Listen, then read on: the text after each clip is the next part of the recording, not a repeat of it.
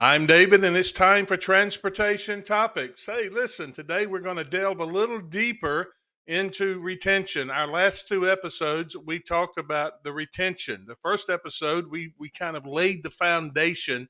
And I know we've talked about this before. I titled those first two the elephant in the room. Are we going to talk about it?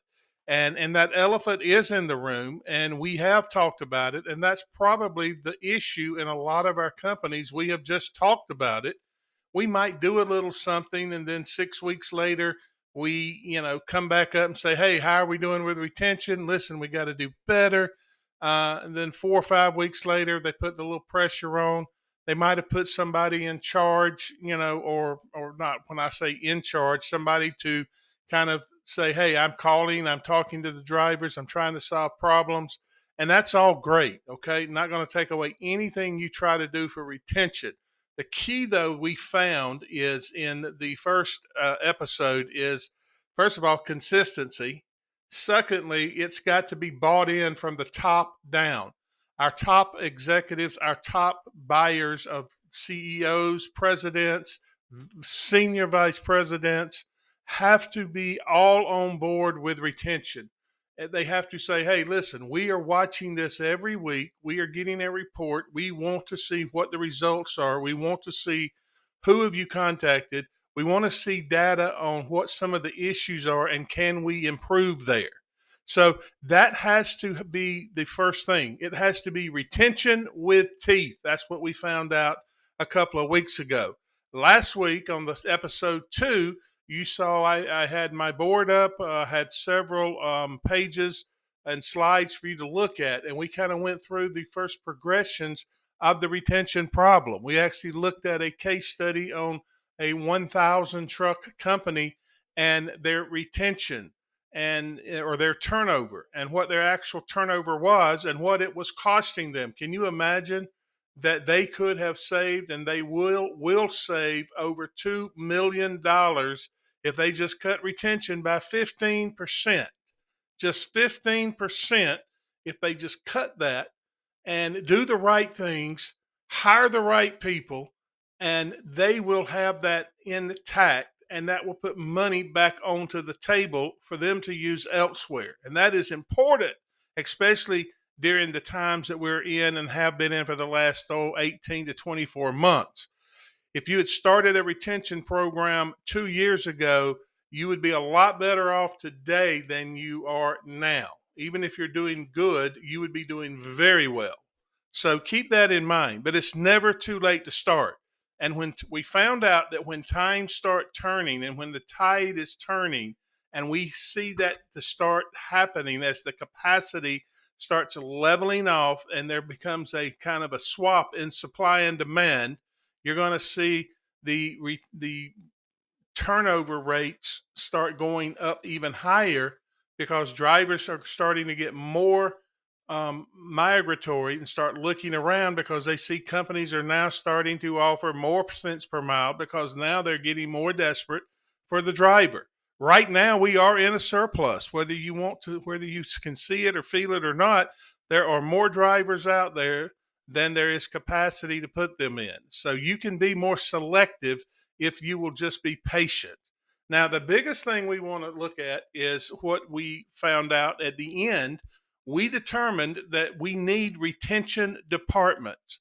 We don't need a director of recruiting retention, and then the retention's kind of the back burner. It's fine to have the director. Hey guys, you guys that are director of recruiting and retention, have you set up a retention department under you? It doesn't have to be fancy. You can have a manager and you can have one other person, and they work the program and they work the right program. You will see retention drop. Or you will see your turnover. I'm sorry, turnover drop. So that's the biggest thing you want to see: retention up, turnover down. So the biggest thing is if you are a director or VP of both, fantastic. Put the same effort into retention that you're doing into recruiting. The cost is net zero. Why? Because for every 5% you save in retention, of drivers and you get that turnover down, you're going to be putting money back into the company. The recruiters are trying to fill the trucks so that they can balance that book. Retention will increase your bottom line. So that's why it's so important to have those two departments, even if you're under one umbrella, to have separate goals, separate KPI, and things of that nature. So we learned that. Now let's move on in the next 5 to 10 minutes, and let's talk about this week. This week is retention and trust, or truth. Trust and truth are the same thing. We have to be trustworthy. It starts with, and we all agree that retention starts with the first phone call to a recruiter or for a first contact, full application, lead app, whatnot. And the recruiter picks up the phone, calls back, sends a personal text, not a email text. 10th Street drip, things like that are great to get that out, but it has to be human contact. That's what we have found out in this whole ball of wax. We need human contact, and we need to be talking to our prospective drivers and letting them hear and feel the culture of the company through the phone. What we don't want to do is exaggerate. We don't want to stretch. If they ask a question and you don't know the answer, say, listen, I don't have that answer right this minute, but I'm going to get it for you. Let's move on. If I can get that answered, let's see what else we can work on here and get you qualified if we can bring you into our company. So that's the big thing, is trust and truth. Truth in recruiting, trust in recruiting, and always be transparent. That's one reason I always say retention starts with recruiting. It builds with the onboarding process. Onboarding should be layered right on top of recruiting. Why? Because in recruiting, um, what they're saying as far as the cents per mile, where they're going for their onboarding, orientation, mentoring, all of that should be in line with what is actually going to happen. And for the most part, it does. A lot of times, drivers, as we found, talk to a lot of other people and they try to make that perfect company, or they get it confused because they've talked to 4 or 5 companies. We want them to know exactly what we're doing so that if they are confused, we can pull it out and go, hey, check out what I sent you. It matches exactly. And then, when I did that in the past, I never had a guy say, well, you know what? He goes, oh, you're right. I overlooked that part, and that saves a lot of trust factor and that breaking of the trust. Because I promise you, if the trust is ever broken, it is so hard to get it rebuilt.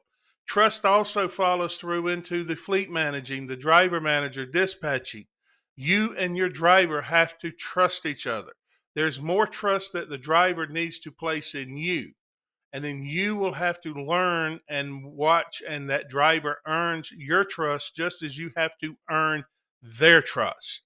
So the best thing I found at the last carrier I was at about 5 years ago, we went through maybe well, yeah, five. Time flies when you're having fun.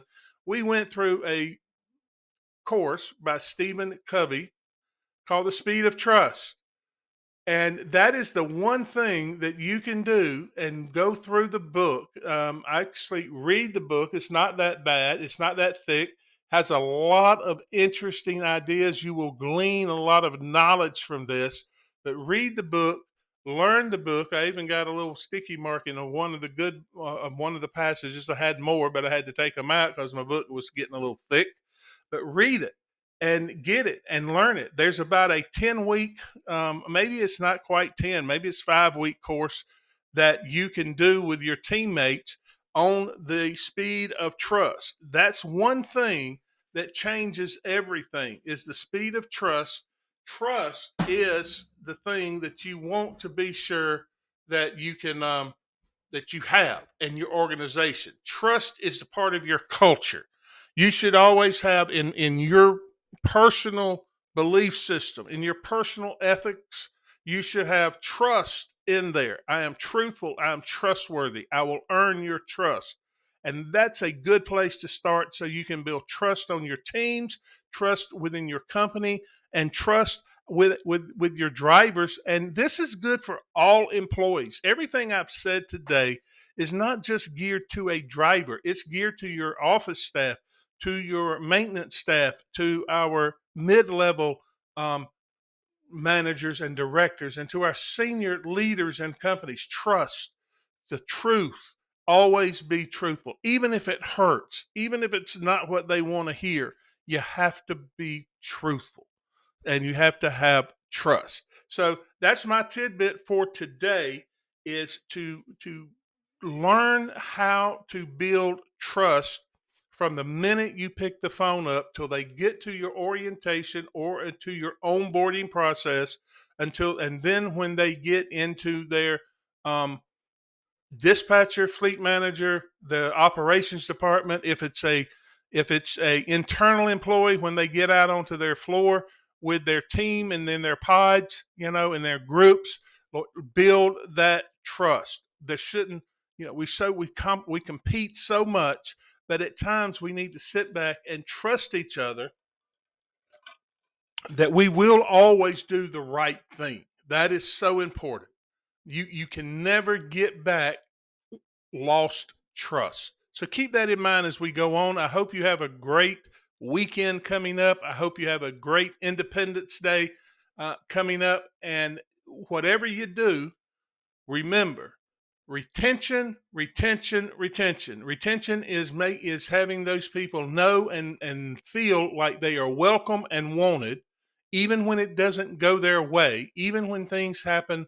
We're right there to help them gain that trust and gain and feel like they are not alone in a situation. So, retention, retention. That is just, I don't know how much more to put emphasis on that, especially during this time when we are we are so watchful of our pennies out there because of the times we are in. One last thing, another thing about trust. A lot of companies, when you say, well, what is your turnover? Well, they don't want to look bad. So they go, well, we're about 90%. My next question is, hey, how many drivers did you hire last year? Well, we hired, 1,255 drivers. Oh, okay, great. How many trucks were available? Oh, about 950 to 1,000. Okay, well, your turnover was not 90%. Your turnover was about 120%, maybe a little more. Nothing to be ashamed of. We can fix that. We can bring it down in increments.